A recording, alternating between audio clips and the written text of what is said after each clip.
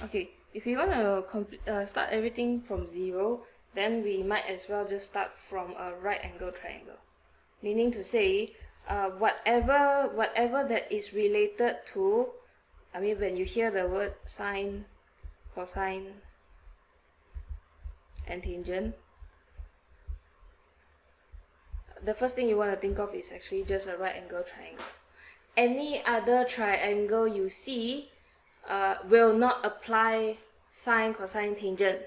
And if they do, usually the case would be you see this kind of triangle, this is not right angle, but the case would be you split it into two right angle triangles. Then only you can apply these concepts. Okay, so that is the case. But normal case, we are just looking at right angle triangles. Other triangles cannot apply this. That's one thing. Second thing is that when you look at right angle triangles, then you want to further break down, right? You want to zoom into a right angle triangle and locate which angle you are interested in. Okay, so why do we talk about angles immediately? Which is that's because these functions, or these okay, we call these functions, these are functions that will relate, right? These are functions that give you the relationship between angle and length of a triangle, length of the sides. So the relationship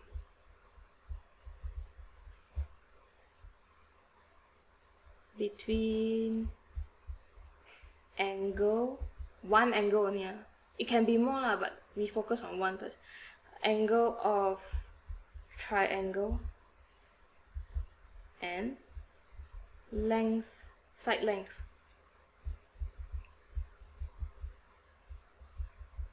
Okay, that you will see later in a bit. But so this, because we are going to study about the relationship between the angles of the triangle with the side lengths, then you have to know, okay, first things first, we want to locate, or we want to identify which angle we are interested in. And as we do that, the next thing will come naturally, which is to identify the sides of your triangle. Because when you have the angle, you can look over to the opposite side of this angle and call this the opposite side. Okay, if you know which one is the opposite side, you will know which one is the adjacent side.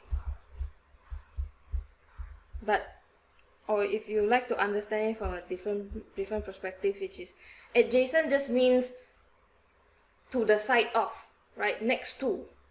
That would mean the side of the triangle that is next to the angle, right? Because this one is opposite ma.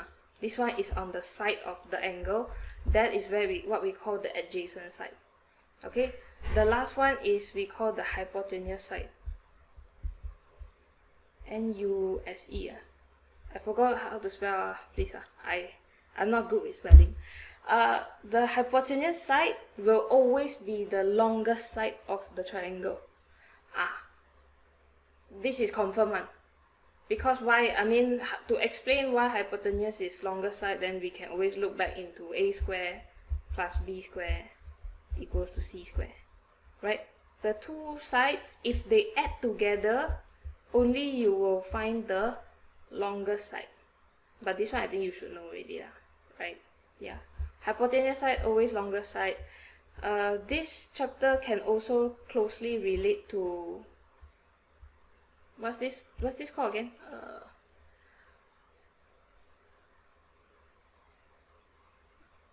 What's this theorem? Pythagoras theorem. Yeah. This chapter can closely relate to Pythagoras theorem, but we can put that aside also. Later only you can put everything together. Okay, so this is the basis of it. You want to learn this chapter, you want to completely understand this chapter, you must first know of course you must first know what is a right angle triangle. Then you want to know, identify your angles, and then you also have to know the how to identify the sides of your triangle. Okay, then from there only you can process the functions of that gives you the relationship law. Meaning to say, all of these functions we can understand it in the most straightforward manner lah. Then we just say this function, the sine function, is going to receive an input of an angle, right? This angle theta. We just use theta as a sine. The function is going to receive an input of theta, and the output of this function is going to be the ratio of the opposite side over the hypotenuse side. SOH. Opposite side over hypotenuse side. Okay, then I believe most school they will teach you to memorize this as SOH. So sine function is the ratio of your opposite length over your hypotenuse length. Okay, so you see, this is angle, the input is an angle, the output is the ratio of the length. That is why we say this is the relationship for this kind of function. How and why and whatever, we don't explain. I don't know how to explain, right? We take it like a black box. We just focus on the input and the output, and that's about it. So then continue first. We have our cosine function. Your cos function will accept the input of an angle also. And to clarify one more thing, why is this a function? Why we write this relationship like this is the same as your functions. X. Here is your input. Then your output would be, for this one we know our output is like some kind of 3 or mx plus c. Okay, 3x plus 2, something like that. We know this one, right? This one is more straightforward, is because the input and output, they rely on the same things, which is like if x is just side length, your output is also side length. That's why it was straightforward. This one is confusing in this way only, right? Input is angle, output is length. But everything else in terms of a function is still functions the same. Input and output only. Okay, continue. Cosine would be adjacent over hypotenuse. Then most school will also teach you as CAH. Your cos function is equals to the ratio of your adjacent side over your hypotenuse side. And last one is your tangent. Tangent of an angle, again, tangent of an angle would be opposite over adjacent. Okay, and the way you would memorize this would be TOA, TOA. So your tangent function is the ratio of your opposite side over your adjacent side.